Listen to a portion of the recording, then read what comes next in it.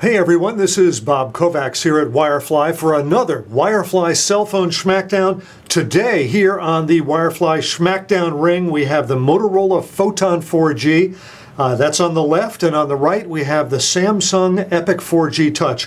Both of these are Sprint phones, both on Sprint's 4G WiMAX network. Let's get started with the Schmackdown. Now these phones have quite a bit in common. Of course, they're both on Sprint, they're both 4G, yada yada yada. Now, the Motorola Photon has 16 gigs of onboard storage for your files, as does the Samsung Epic 4G Touch. They both come out of the box with 16 gig of storage built in, and they both come out of the box with an empty micro SD card slot so that you can slip in the micro SD card of your choice up to 32 gig. So both of these phones can support up to 48 gig of storage, but you get only 16 gig out of the box. Pretty darn good. Now, the Motorola Photon has a 4.3-inch diagonal LCD screen with a resolution of 540 by 960 pixels. The Epic 4G Touch has got a Super AMOLED Plus screen, 4.5 inches diagonal, with a resolution of 480 by 800. Now, of course, it sounds right off the bat that the Epic 4G Touch doesn't have the resolution that the Photon has, but Samsung says that each individual pixel in this phone is cut up into subpixels, and that this technique allows it to look sharper and have more apparent resolution than you would ordinarily get in a 480 by 800 phone. Now, one of the other features that you get because of that is, take a look at this. Look at the size of the icons. Now, I'm going to flip this upside down so we can get like to like over here. But look at the setting icon between these two. It's definitely smaller here on the Motorola Photon than it is on the Samsung phone.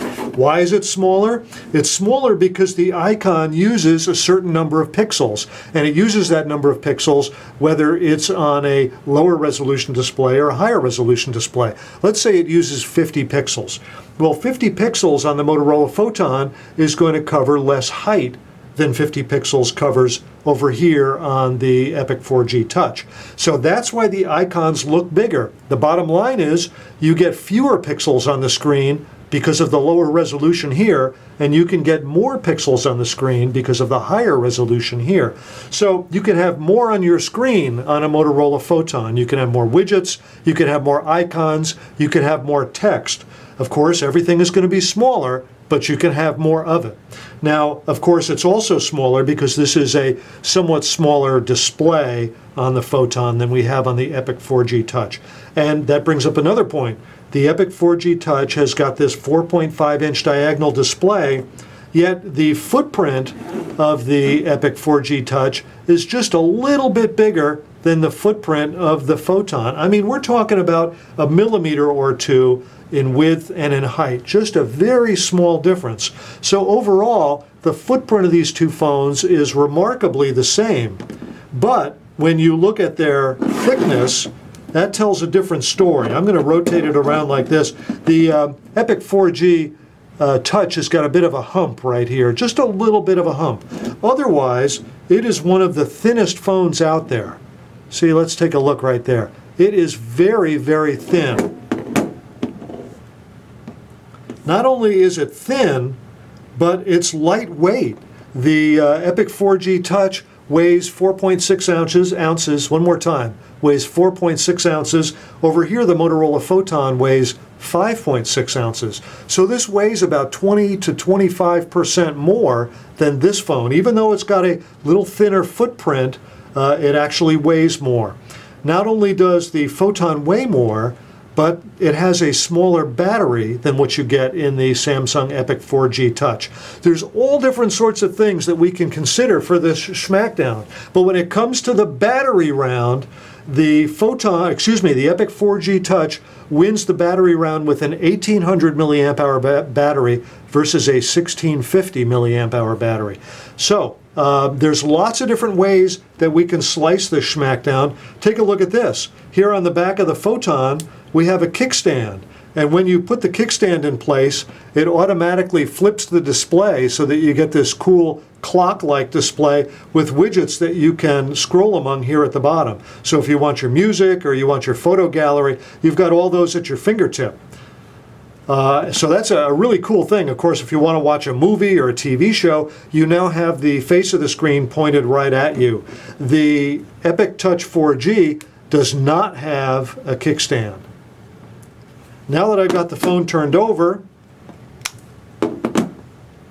both of these have 8 megapixel cameras in them, 8 megapixel still image cameras. They both can do HD video, but only the Epic 4G Touch among these two can do 1080p HD video. The Motorola Photon can do 720p video. It can't do 1080p recording. It can play back 1080p, but it can't record 1080p video, whereas the Samsung Epic 4G Touch can record 1080p video. So the video round then, for the highest resolution, goes to the Epic 4G Touch. So there's all different kinds of rounds. The kickstand round, if you want to have a kickstand round, goes to the Motorola Photon.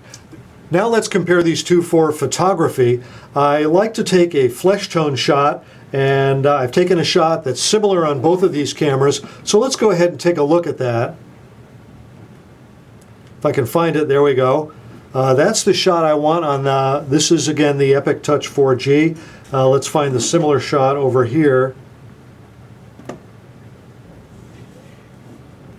There we go. Now take a look at these two. I'm going to show you the actual shots, not from the phone directly, but I took the shots very similar. I used the flash in both of these, and it came out much darker over here on the Photon than it came out on the Epic 4G Touch. Now the Epic 4G Touch has kind of a bluish cast to it that was caused by the flash. Over here the flash didn't cause a bluish cast, but it did, it just didn't light up their faces very well. Let's go ahead and look a little closer. You can see the effect of the flash right there with the glint in the eye. And you get a nice glint over here. And as you look at that, the focus is softer over here on the Photon than it is on the Epic 4G Touch. So, I could have taken these photographs several times and then cherry-picked to find one that I liked the best. But the fact is, I took the photos once. I took one in each phone, and that's how they worked out. So I'm trying to be fair and not try to give one phone an advantage over the other. Both have cameras with lots of presets and can be set to do a lot of different things, but the Epic 4G Touch has a very cool preset that I've not seen before. It's called Cartoon. And here is a shot that I took of one of my coworkers. This is Jen. Yeah, we've got a couple of Jens here. This is Jen using the Cartoon preset on the Epic 4G Touch. I thought it was pretty neat. I didn't do a side-by-side Internet 4G speed test with these two phones, but I have tested them individually many times, both the Photon and the Epic 4G Touch, using the bandwidth meter on cnet.com. I use that a lot, and it's a very conservative test site, so if you want to test your phone, that's a great way to do it. In any event, generally speaking, the Motorola Photon, I've gotten speeds as high as 9 megabits, which is a pretty good 4G speed. And on the Samsung Epic 4G Touch, I have seen speeds as high as 12 plus megabits per second. So overall, the Samsung Epic 4G Touch gets the tip of the hat here when it comes to the Internet 4G speeds. Generally, they seem to be higher on the Epic 4G Touch. Okay, the last thing I want to do is run a Quadrant benchmark test. I've got the app loaded on both of these phones. So let's go ahead and see what kind of scores we get for Quadrant. And now Quadrant only runs on one of the cores in each of these dual-core phones. These are both dual-core phones, both with lots of processor RAM, so they both run very fast. But let's find out just how fast. Of course, as I said, Quadrant only runs on one of the cores, but it's the best we can do right now for something quick and dirty. So let's find out what we can get using Quadrant. Now I'm going to turn the camera off and we'll come back when this is ready to wrap up. Okay, the Epic 4G Touch is about ready to finish its Quadrant test. Yes, I sure want to get the results. And this is the last of the 3D visual tests in Quadrant. We'll be able to get the results over here in a moment. And there you go. So on the Motorola Photon, we got a score of 2,285. That's 2285. Over here on the Samsung Epic 4G Touch, we got a Quadrant score of 3,260, 3260, nearly 1,000 points higher than the score over here. Within a margin of error, it's essentially 1,000 points higher. Outstanding Quadrant scores that you get on the Samsung Galaxy S2 phones, as you can see right there. Really is amazing. You know, using the phone, both of these, they both feel smooth and slick, so I don't know what more to say. Certainly the processor in the Samsung Galaxy S2 phones that you have over here is a very, very fast processor, and it seems to really work well with Quadrant. Now, if it works well with other benchmark scores, that remains to be seen. Okay, I'm going to head on back and kind of wrap this up. Both of these are very good, very smooth phones. You have a lighter weight phone over here with a bigger screen, and that has something to be said for it. You have lower resolution, but the screen has a lot more punch. And look at this. This is something that the AMOLED screens give you. As you go off axis from the display, you get a much better view with the AMOLED screens than you get with an LCD screen. See that? So the LCD screens here of the Photon on the left is much harder to see when you go off axis than the Samsung AMOLED screen. So this is one of the characteristics of AMOLED, which by the way stands for Active Matrix Organic Light Emitting Diode. There'll be a quiz on that at the next Schmackdown, so be prepared. So both of these phones are really very good. They're both smooth. They both have a very recent version of Android 2.3 in them. Both of them will satisfy just about anyone. I like the higher resolution that you get over here, but I love the snappier display that you get with the Super AMOLED screen. I like the lighter weight over here. I like the kickstand over here.